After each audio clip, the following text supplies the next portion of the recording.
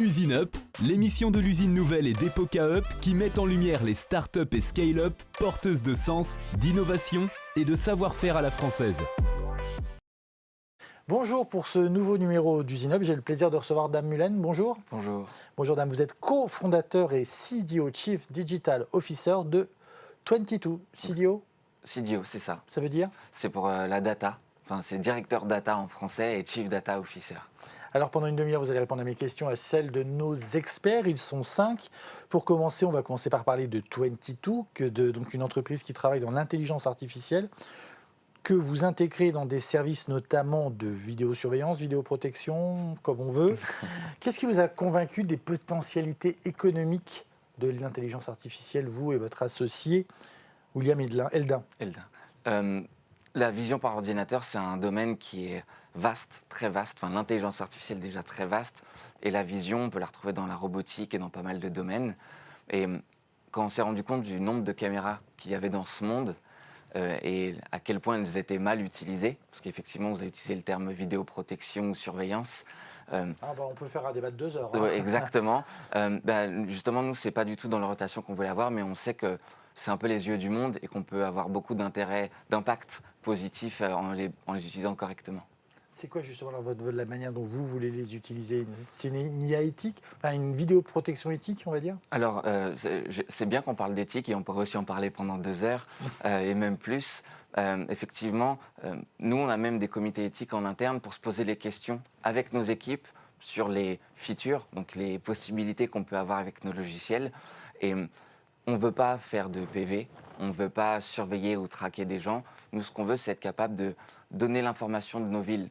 Est-ce que les camions passent de ce côté? Est-ce qu'on peut optimiser les voiries, voire pour les déchets, automatiser la collecte, merci, se connecter aux lampadaires pour optimiser l'énergie et l'utilisation qu'on a, parce que beaucoup de gens se plaignent de l'utilisation de nos lampes dans nos villes en continu, même quand il n'y a personne. Donc c'est un peu tout ça qu'on cherche à faire aujourd'hui. Donc je rappelle à chaque fois, mais on est mi-septembre, on enregistre mi-septembre, on ne sait pas ce qui va se passer. Mais par exemple, là où on parle de sobriété, vous pouvez aider les villes qui utilisent vos services à être plus sobres?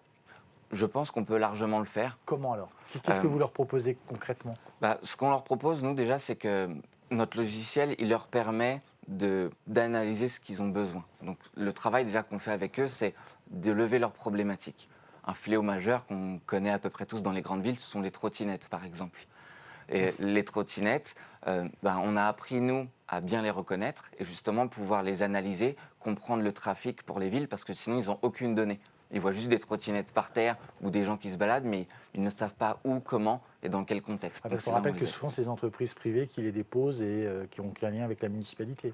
Souvent. Donc vous pouvez leur dire, elles sont utilisées pour tel trajet plutôt par... C'est ça, de voir les zones où est-ce qu'il y en a beaucoup, les zones où peut-être c'est mal utilisé ou peut-être... ils pourront même s'interconnecter, parce qu'aujourd'hui, on parle aussi d'interopérabilité entre des services, des entreprises privées et le public. Et ça peut aussi aider, cette interopérabilité, une bonne communication entre tous ces services. On est dans ce qu'on appelait il y a quelques années, j'ai l'impression que le terme est moins à la mode, les Smart Cities. Vous êtes un partenaire de la ville intelligente? Alors, c'est vrai que Smart City, ça fait partie toujours des mots un peu, comment on pourrait dire, les buzzwords. Ouais, les buzzwords, exactement comme IA a eu une période. Très français, buzzword. Très français, c'est vrai.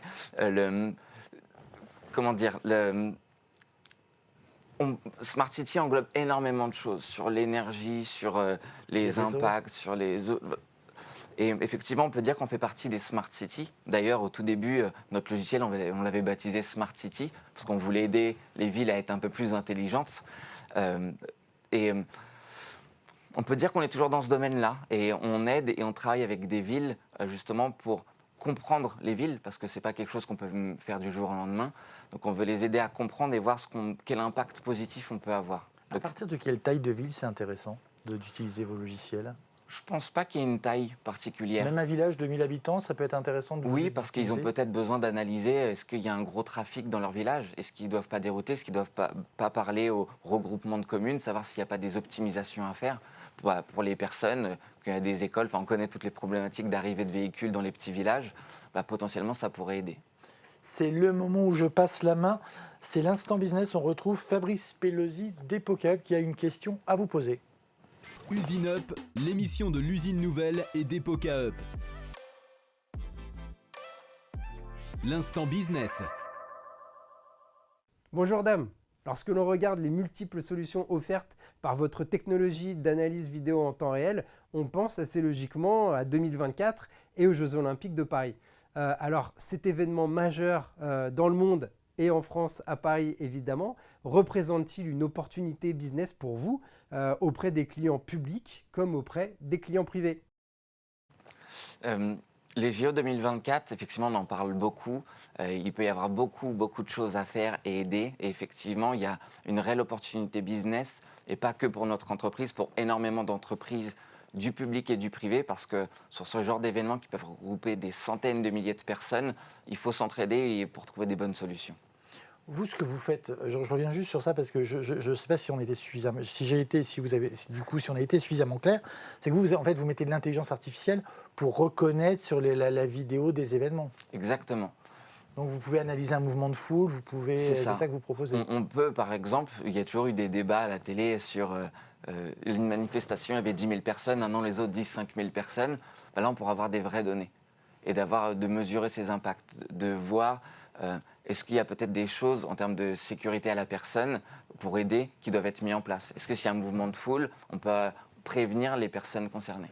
Sans être polémique du tout, parce que ça a été là aussi un bon sujet de polémique, les incidents qu'il y a eu au Stade de France avant les vacances, est-ce que si, on imagine, on avait utilisé votre solution, on aurait pu les anticiper en disant « Oh là là, attention, là, il y a un problème, on voit un groupe qui se forme ». Est-ce que ça, par exemple, vous pouvez le faire? Alors, anticiper, c'est toujours compliqué. La prédiction, de manière globale, il faut la laisser aux humains, je pense. Notre technologie, on ne l'a pas fait pour remplacer les humains, mais pour aider à la décision, c'est très important. Et le sujet comme Stade de France, c'est des sujets qu'on ne retrouve pas que au Stade de France la dernière fois qu'il y a eu la polémique. On le retrouve dans le monde entier sur plein de typologies d'événements. Et ce qu'on peut faire surtout, c'est, on va dire, plutôt prévenir. C'est-à-dire que si on peut isoler et voir les zones à risque, les zones dangereuses pour les personnes ou les zones sur lesquelles ils n'ont pas le droit d'accès, pour la sécurité d'autres personnes peut-être, ce qu'on fait surtout, c'est qu'on va aider ces entreprises comme le Stade de France à pouvoir les aider sur surveiller une zone. Parce que souvent, et c'est ça le constat qu'on a fait quand on a développé notre logiciel, c'est que les personnes qui sont derrière les caméras aujourd'hui, elles ne sont pas nombreuses et il y a beaucoup de caméras. Donc ce qu'on veut, nous, c'est surtout pouvoir donner des informations pour dire faites attention de ce côté-là, parce qu'effectivement, il y aura peut-être un souci, où il y a peut-être plus de personnes. Donc amener les personnes qu'il faut peut-être pour anticiper. Et là, l'anticipation peut fonctionner. Est-ce que le fait d'être français est un atout quand vous démarchez aujourd'hui des institutions? Parce qu'on se dit que vous avez un usage éthique des données, des images, par rapport à d'autres pays peut-être? Alors c'est vrai qu'il peut y avoir un vrai débat éthique pour le coup, parce que nos cultures de tous nos pays, elles sont vraiment différentes et nos lois sont différentes. Mais je pense qu'on a de la chance d'être français. On a un pays qui est quand même positif sur plein de points. On a le RGPD par exemple, donc la réglementation pour les données personnelles, qui aujourd'hui est vu par le monde entier. On a toujours été vu comme le pays des droits de l'homme, mais aussi parce qu'on va être plus strict à certains moments, donc ce qui peut freiner par contre le business. Par contre, on va mettre un cadre peut-être plus légitime et pour tout le monde. Dans l'histoire de l'intelligence artificielle, il y a eu plusieurs hivers, pour reprendre une expression employée par Luc Juga, il en compte 3. Est-ce que vous aujourd'hui, vous pariez sur un éternel été, ou est-ce que vous dites qu'il peut y avoir à nouveau un stop? Et comment vous vous y préparez en termes de business? À vous dire un jour peut-être ça va faire du surplace? Alors, j'aime beaucoup cette question parce que on est dans une nouvelle ère. Certains scientifiques appellent ça l'ère augmentée de l'humain aujourd'hui. Et la technologie va très vite. Ce qu'on appelait le progrès il y a plus de 50 ans, on a vu des impacts peut-être négatifs non maîtrisés. Aujourd'hui, on a conscience de ça. Et effectivement, tout va très vite. Donc notre technologie, je ne veux pas dire qu'elle peut être obsolète dans 6 mois, mais il faut justement être apte à suivre ce qui se passe et toujours s'adapter. Et c'est ce qu'on fait chez 22. On existe depuis 2015 aujourd'hui. Et à chaque fois, on a su rebondir, trouver les opportunités et adapter notre savoir-faire toujours. Donc il ne faut pas s'arrêter. Si je reviens sur la question de l'éthique, il y a des choses que vous vous interdisez de faire et que vous ne ferez jamais? Enfin, peut-être jamais, on ne sait jamais, mais... Oui, jamais, c'est compliqué de le dire. En tout cas, est-ce qu'aujourd'hui, il y a des choses ou des gens avec qui vous ne voulez pas travailler? Oui. Pour ne pas lancer de débat, je ne sais pas si je le citerai exactement ce qu'on ne veut pas faire, mais effectivement, il y a des choses comme la reconnaissance faciale. Je vais utiliser ce terme-là parce qu'aujourd'hui, il est polémique énormément. Ce n'est pas quelque chose qu'on veut faire. Ça ne veut pas dire qu'on ne sait pas le faire et ça ne veut pas dire que d'autres sociétés ne sont pas capables de le faire. Il peut y avoir des intérêts dans le secteur privé. C'est-à-dire que dans un cadre légal maîtrisé, il n'y a pas de souci et on ne s'interdit pas de le faire. Par contre, public. voilà, l'espace public, c'est un autre débat. Et non, ce n'est pas quelque chose qu'on veut faire dans l'espace public. D'ailleurs, il y a déjà eu des choses en Angleterre, des expérimentations qui n'ont pas donné des belles choses. Et je pense qu'il faut s'en inspirer souvent de l'histoire. Très bien. On va parler justement RP et médias avec Caroline Chalindar-Ginet. Elle travaille toujours chez Epoca, à ma connaissance. Usine Up, l'émission de l'usine nouvelle et d'Epoca Up. L'instant RP et médias. Je vais vous faire une petite question piège parce que vous êtes sur une innovation technologique qui est difficile à expliquer, mais ce qui est intéressant souvent en relation presse, c'est l'enjeu de pédagogie. Je vous mets un exercice. Vous êtes invité en interview par un journaliste qui rédige dans un titre destiné aux enfants et aux adolescents. Comment vous me racontez votre technologie ? La technologie, l'intelligence artificielle est très vaste. Ça pourrait être des robots, donc tout le monde connaît, je pense que je n'aurais pas besoin de l'expliquer à des enfants aujourd'hui. Mais la vision par ordinateur, notre travail chez 22, c'est exactement ce qu'on pourrait faire quand on apprend, en tant qu'enfant, en tant qu'adulte. C'est-à-dire que quand je ne connais pas un sujet, je vais prendre un livre, je vais aller à la bibliothèque, je vais aller dans la rue, m'enrichir. Et ce qu'on fait avec notre technologie, c'est qu'on va apprendre à l'ordinateur à savoir ce que c'est un verre, par exemple. Donc je vais prendre un verre, je vais lui en montrer 1, 2, 3, 10 000, 100 000 dans des contextes différents. De temps en temps, vous lui montez des cruches aussi. Hein, exactement, parce qu'aujourd'hui, en tant qu'être humain, si on m'avait montré que des chaises et que d'un coup on m'amène un canapé, j'aurais peut-être appelé ça une chaise ou alors je ne saurais pas ce que c'est. Et ben pour l'intelligence artificielle, en vision par ordinateur, c'est la même chose. Les réseaux de neurones, donc comme dans nos cerveaux, on va faire en sorte de lui apprendre tout ce qu'on peut, donc ce qui est et ce qui n'est pas, pour que l'intelligence artificielle puisse voir et comprendre la différence. Aujourd'hui, on y arrive avec un taux de réussite de combien à reconnaître un verre ? Ça, c'est un grand débat dans le monde scientifique et dans la vision par ordinateur parce qu'il n'y a pas de normes aujourd'hui. C'est-à-dire qu'il n'y a pas de certifications qui peuvent dire, comme il peut y avoir des certifications dans certains domaines, les normes CE ou ce genre de choses, c'est qu'il n'y a pas de vidéos, par exemple, qui sont unanimes d'un grand nombre d'entreprises ou de gouvernements pour dire ça va être à partir de cet élément-là qu'on va mesurer la performance. Donc, on peut avoir des très bons niveaux de ce qu'on appelle de détection. Donc, je reconnais bien, mais comme nous, on n'est pas sûr de savoir ce que vous ressentez, l'émotion que vous transpirez aujourd'hui, peut-être qu'à 70%, exactement, l'IA, c'est un peu ça. C'est-à-dire qu'elle peut dire je détecte que c'est un verre, elle va peut-être dire à 80%, mais ça ne veut pas dire qu'elle n'est pas sûre d'elle. C'est juste par rapport au contexte, peut-être les reflets et ainsi de suite. Donc, on atteint des très bons niveaux aujourd'hui. Ce qu'on appelle les faux positifs, c'est-à-dire de détecter quelque chose mais qui n'est pas forcément celle qu'on veut, c'est pas grave. Tout le monde se trompe, les machines se trompent. Et on ne veut pas atteindre ce niveau de performance parce qu'on veut laisser le pouvoir de décision aux humains. Donc, c'est surtout de l'aide à la décision qu'on fait. Donc, si on peut même apporter 80% de probabilité, c'est 80% qu'on n'avait pas avant. Donc c'est surtout ça qu'il faut être capable de mesurer. Qu'est-ce qui est breveté dans votre activité ? Ce qui est breveté chez nous, c'est notre logiciel. Votre logiciel donc votre logiciel d'IA. Exactement. Alors, de distribution d'intelligence artificielle. Parce qu'aujourd'hui, ce qu'on appelle le hardware, donc toutes les machines, les puissances de calcul, elles sont dans nos ordinateurs. Et le logiciel qu'on a mis en place, nous, c'est justement être capable d'optimiser, de bien utiliser ces machines-là. C'est-à-dire que quand il y a, 50 caméras, avec plein d'algorithmes dessus pour détecter des personnes, des déchets, un feu, parce qu'on travaille avec les pompiers par exemple, en fait, ce qu'on va faire avec ça, c'est être capable d'absorber les images, mais il faut pouvoir les traiter, un peu comme nous. À un moment, on a une surcharge cognitive, on peut parler d'un sujet, mais peut-être pas de 10 en même temps. C'est la même chose. Moi, non. Et notre brevet, en fait, repose là-dessus. C'est-à-dire qu'il va être capable de distribuer et d'orchestrer, finalement, toute l'analyse d'intelligence artificielle. Vous avez dû apprendre à expliquer, à simplifier pour convaincre, par exemple, des clients. Au début, c'était un gros travail d'évangélisation. C'est le mot consacré qu'on utilise dans ces cas-là. Complètement. Et ça l'est toujours. Et je pense qu'il faut toujours le faire. Il faut toujours acculturer les gens. Il faut toujours bien expliquer. Si on veut que les gens comprennent, si on veut que ce soit intégré, même dans nos sociétés, il faut l'expliquer continuellement. Et surtout qu'on est une génération, on a vécu avec le cinéma. Donc pour nous, l'intelligence artificielle fait peur pour beaucoup de gens. C'est Terminator, c'est le robot de Boston Dynamics, même si la technologie et l'avancée peut être majeure pour aider des gens qui sont coincés. Enfin, on pourrait débattre pareil sur tous les aspects positifs et négatifs. Mais effectivement, on doit acculturer, on doit montrer qu'on peut maîtriser cette technologie, qu'on la maîtrise et qu'on peut ne pas aller vers la dérive. Et c'est pour ça qu'on travaille avec la RGPD, c'est pour ça qu'on essaie d'acculturer énormément les gens, d'avoir des communications positives, c'est pour montrer les impacts positifs qu'on peut avoir. Eh ben, on va avoir un impact positif, c'est celui des ressources humaines. Et c'est Alain Damon qui a une question pour vous. Usine Up, l'émission de l'usine nouvelle et d'Epoca Up. L'instant RH. Vous portez une ambition forte avec des objectifs ambitieux de croissance et de développement. Et pour soutenir cette croissance, il faudra aller chercher les meilleurs collaborateurs dans un marché qui est extrêmement tendu, extrêmement bataillé. Et on sait que dans ce domaine-là, la culture d'entreprise est cruciale.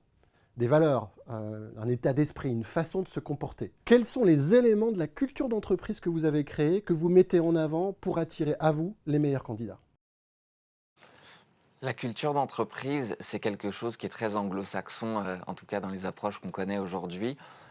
Avec William Eldin, donc le cofondateur et associé, on a gardé justement ce qu'on avait depuis toutes ces dernières années, tout notre passé entrepreneurial ou de travail en entreprise, pour garder les valeurs qui sont les plus chères pour nous, à savoir la communication. Je pense que c'est un des points qui devrait être le plus fort. On est une vraie famille. Je pense que vous pourriez interroger beaucoup de gens de notre entreprise. On s'entraide continuellement. On essaye vraiment de communiquer et de s'entraider parce qu'on a tous des impacts personnels qu'on peut apporter à l'entreprise. Et en même temps, on a aussi besoin des autres pour avancer. Donc on essaye vraiment de garder toujours cette cohésion. Et pour le recrutement, donc on essaye de le communiquer énormément. Et on travaille énormément avec des écoles, donc stages de fin d'ingénieurs ou même des CIFRE, donc avec des doctorants qui travaillent leur thèse pendant 3 ans pour justement laisser libre cours à notre créativité, au sens scientifique qu'on peut avoir et voir comment on peut combiner les approches de tout le monde toujours. Ça veut dire que vous préférez un candidat un peu moins bon, compatible avec cet esprit de famille, ou vous allez malgré tout prendre quelqu'un de très bon, et même si vous sentez que ça sera un peu compliqué? Pas quelqu'un de très bon, on va dire quelqu'un d'excellent, quoi, le génie. Un beau débat RH. Je pense qu'il y a un peu des deux, parce que tout le monde n'a pas besoin d'être ultra communicant. Tout le monde a potentiellement une pierre à apporter à l'édifice. Mais c'est vrai qu'on peut nous privilégier quelqu'un qui est dans l'ADN, parce qu'on a tous une capacité d'apprendre, on a tous une capacité d'être le meilleur. Donc ce n'est pas parce que je prends quelqu'un le meilleur sur un CV, si l'ADN ne fonctionne pas, effectivement, ça peut créer une dissonance. Mais nous, ce qu'on essaye d'avoir toujours, et donc l'ADN est très forte chez nous pour recruter, on a besoin de sentir que les gens peuvent y correspondre. Donc on essaiera quand même de prendre les meilleurs qui collent à l'ADN, bien évidemment. Avec vous, on est au cœur des secteurs où il y a une pénurie de main-d'œuvre. Comment vous faites pour faire face à la concurrence des acteurs internationaux qui offrent des salaires, parfois des conditions de vie Oui, c'est vrai qu'on n'est pas aidé parce que la Silicon Valley, les salaires sont déroutants, les aides qui peuvent être données. Le prix des logements aussi. Hein. Mais c'est ça, c'est à ça aussi que je voulais venir, c'est que la vie n'est pas la même. C'est-à-dire qu'on ne dépense pas le même argent. Les loyers peuvent être x2, x3 par rapport à ce qu'on est ici dans certains endroits. Donc ça peut être normal, on parle toujours d'équilibre. Souvent, les gens voient la valeur et pas l'utilisation de cette valeur-là. Mais c'est vrai que ça peut être difficile. La concurrence, même en France, ça va être surtout sur les grands groupes, parce qu'ils n'ont pas les mêmes moyens que les startups. Donc l'ADN qu'on peut avoir, et je vais repartir sur ça, parfois privilégie complètement. Et ce qui est drôle, c'est qu'aujourd'hui, on a beaucoup de personnes qui préfèrent les challenges et qu'eux se sentent bien au quotidien, c'est-à-dire qu'ils n'aillent pas travailler, mais qu'ils puissent créer finalement, que d'avoir juste un salaire. Donc ils préfèrent souvent, et il y a cette vraie mesure et cette compréhension des personnes aujourd'hui sur ces points. Vous essayez de faire venir des talents de l'international, d'autres pays que la France?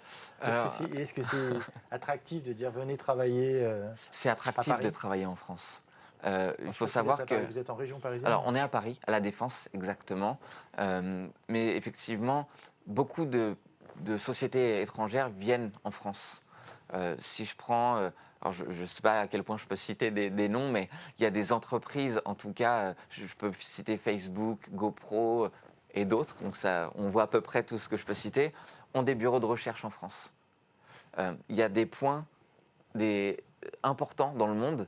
Montréal en fait partie aussi dans l'intelligence artificielle, Paris en fait partie, où en fait on a l'enrichissement, l'apprentissage qu'on a dans nos pays, nos écoles, on a des vrais sachants qui sortent. Yann Lequin, pour ne citer que lui aujourd'hui, qui est un représentant français et dans le monde. On essaie, nous, en tout cas, de voir au-delà des frontières.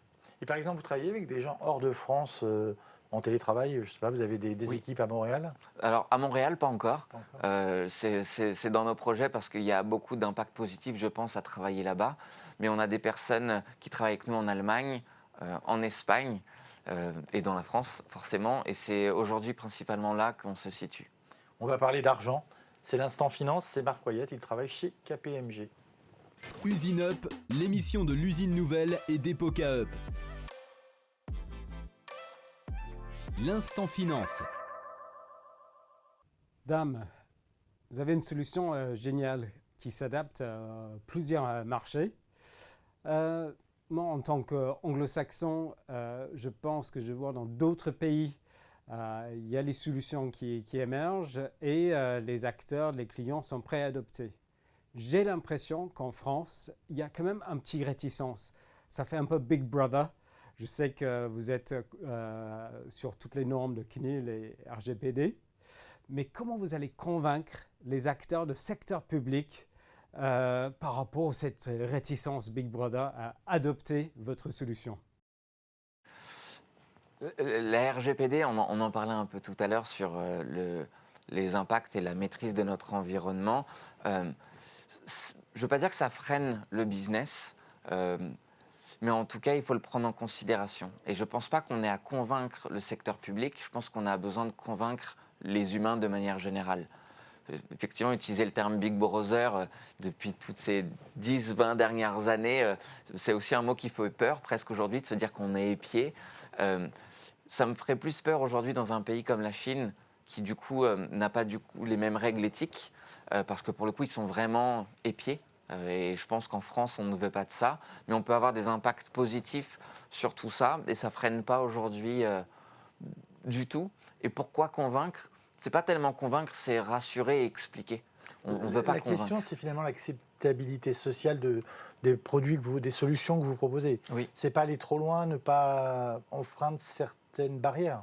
C'est ça, en fait, c'est surtout respecter. C'est-à-dire qu'il faut surtout avoir conscience que même si on a une technologie disruptive ou qui peut avoir un impact positif, il ne faut pas l'imposer.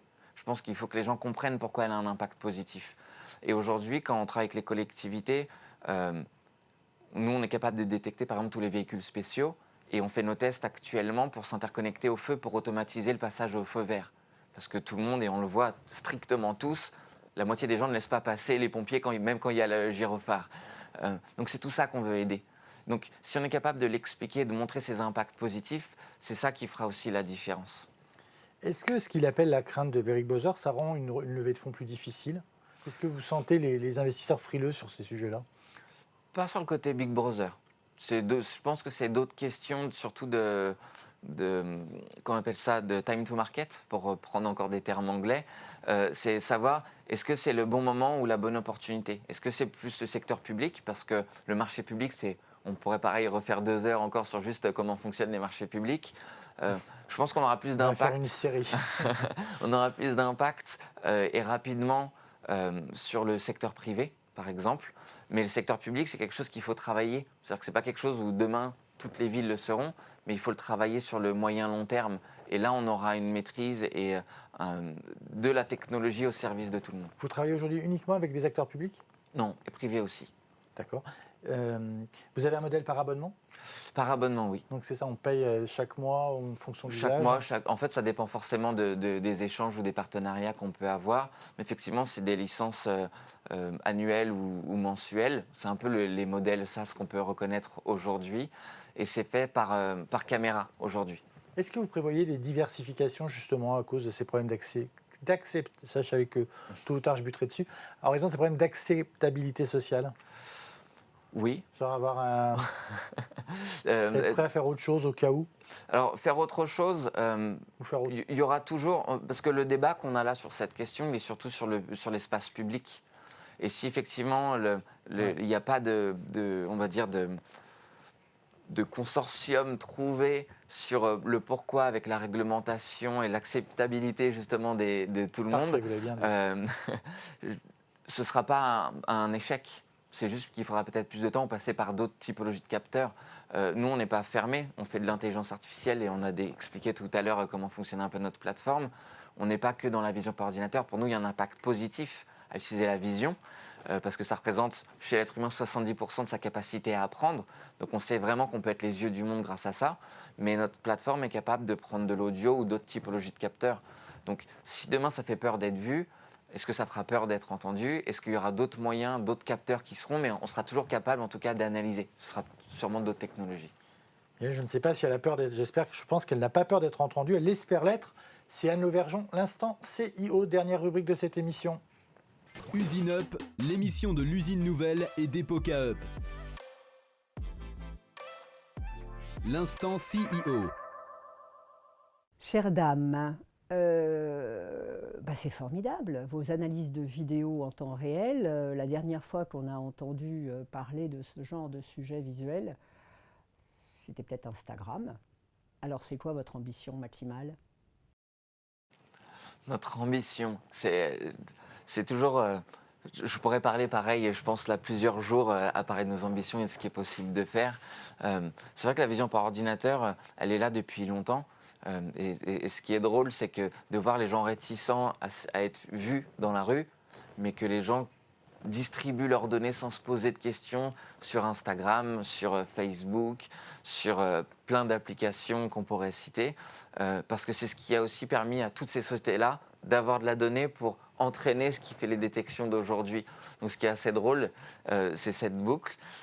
Et nos ambitions, elles sont d'apporter du positif avec ces technologies-là. On veut être transparent, on veut l'expliquer et que ce soit bien intégré. Je pense que c'est notre ambition majeure de montrer que les nouveaux outils, parce qu'avant on avait le marteau a changé considérablement notre vie en tant qu'humain, le feu aussi. Aujourd'hui, ces nouveaux outils, c'est nos nouveaux marteaux. Donc on va être capable d'avoir sur cette question-là, pardon, vous utilisez l'intelligence artificielle. On a lu beaucoup de textes qui expliquent qu'à un moment, l'intelligence artificielle, elle échappe presque aux mains de ses créateurs. Je pense qu'on peut avoir... avoir... Encore là pour vous, on se fait un peu peur pour pas cher? Aujourd'hui, l'IA, elle ne peut pas fonctionner sans nous. Il y a toujours un humain qui va dire ce que c'est un verre d'eau, et il y a toujours un humain qui va devoir coder pour dire c'est comme ça que je veux que tu fonctionnes et que tu me reportes une information.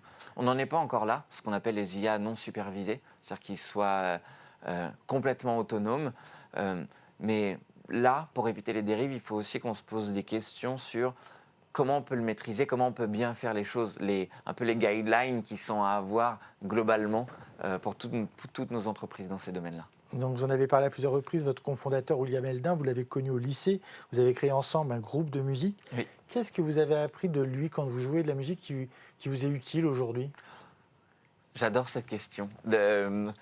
Avec William, et c'est toujours comme ça qu'on fonctionne, il a une capacité de communication et d'expliquer nos technologies et l'impact positif qu'on peut avoir. Il a toujours été le lead, c'est-à-dire que quand on faisait de la musique, il allait voir là où on pouvait jouer, les salles de concert, les labels, ce genre de choses. Moi, j'ai toujours été le créatif qui lisait les documentations et on s'est toujours conforté sur cette méthode-là. Et c'est ça, je pense, qui fait notre force depuis des années. Vous jouez encore de la musique, mais autrement aujourd'hui? Toujours. Très bien, écoutez, merci beaucoup, Dame Mulhem. Je rappelle que vous êtes le CDO et cofondateur donc de 22. Merci d'être passé par nos studios. Merci beaucoup.